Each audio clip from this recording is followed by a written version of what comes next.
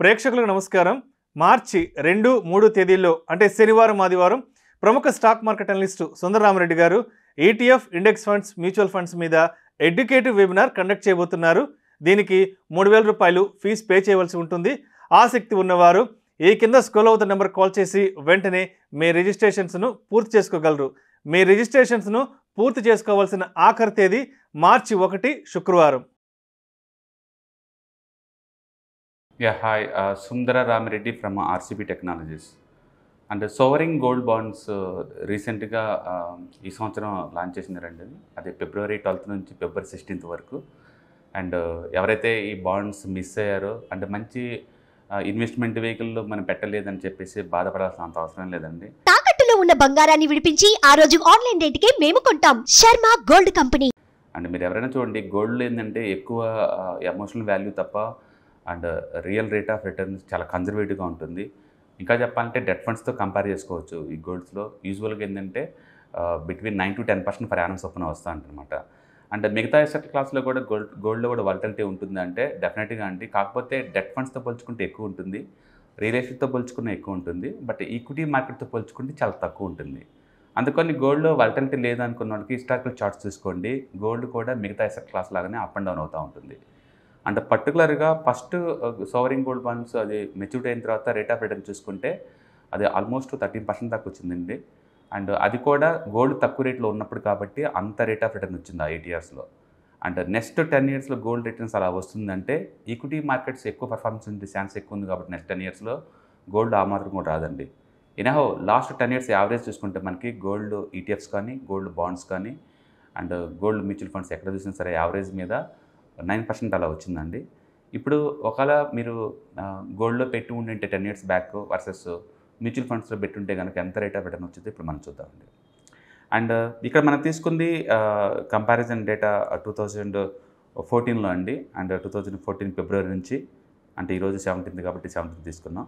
And ఇప్పుడు year 2024 February 17th compare చేస్తున్నాం. అంటే ఎగ్జాక్ట్లీ 10 years డేటా తీసుకున్నాం. గోల్డ్ మ్యూచువల్ ఫండ్స్లో కనుక మీరు ఇన్వెస్ట్ చేస్తుంటే, అంటే గోల్డ్ మ్యూచువల్ ఫండ్స్లో అంటే వీళ్ళు తీసుకెళ్ళి ఆ అమౌంట్ని గోల్డ్ ETFsలో కానీ లేదా గోల్డ్ మ్యానుఫ్యాక్చరింగ్ చేసే కంపెనీలో కానీ ఇన్వెస్ట్ చేస్తుంటారు.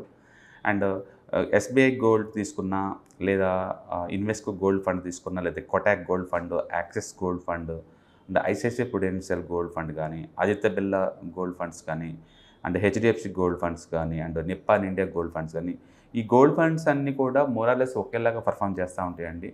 అండ్ మ్యూచువల్ ఫండ్స్ లాగా డిఫరెంట్ చాయిస్ ఉండదు కాబట్టి రేట్ ఆఫ్ రిటర్న్ యావరేజ్ మీద సేమ్ ఉంటుందన్నమాట. ఇవన్నీ చూసుకుంటే మనకి ఎగ్జాక్ట్లీ 9.3% చొప్పున అలా వచ్చినాయండి యావరేజ్ మీద లాస్ట్ 10 years. ఓకే, సో మీరు ఇప్పుడు కూడా మ్యూచువల్ ఫండ్స్లో గోల్డ్ మ్యూచువల్ ఫండ్స్ ఇన్వెస్ట్ చేయాలంటే మీ మ్యూచువల్ ఫండ్ అకౌంట్లోకి వెళ్ళిస్తే అక్కడ గోల్డ్ అని మెన్షన్ చేస్తే గోల్డ్ని మ్యూచువల్ ఫండ్ లాగా ఆఫర్ చేసే ఎయిమ్స్లు మొత్తం వస్తాయండి. అందులో నుంచి మీరు కావాలంటే ఒకటి పిక్ చేసుకొని ఇన్వెస్ట్ చేసుకోవచ్చు. కాబట్టి ఈజ్ టు వర్త్ అంటే ఖచ్చితంగా అదే రిస్క్ ఏదో మీరు ఈక్విటీ మార్కెట్లో పెడితే long term point of view అంతకంటే రేట్ ఎక్కువ వస్తుంది.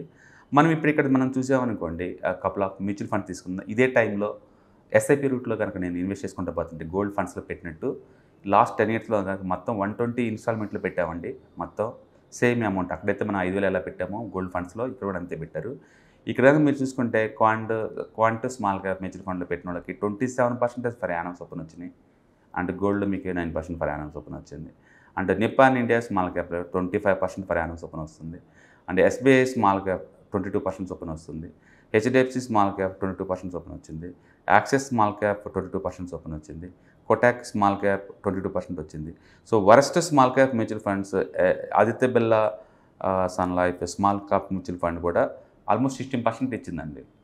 అంటే గుర్తుపెట్టుకోండి, 10 years పాయింట్ ఆఫ్లో ఒక 1% అంటే లక్షలో తేడా వస్తుంది. ఓకే, అందుకని సోషల్ మీడియాలో, ఈ టీవీలో, ఈ అన్నిటిలో వచ్చే ఈ టూ మచ్ ఇన్ఫ్లుయెన్షియల్ న్యూస్ చేసి గోల్డ్ అని క్రేజీ అమ్మకండి.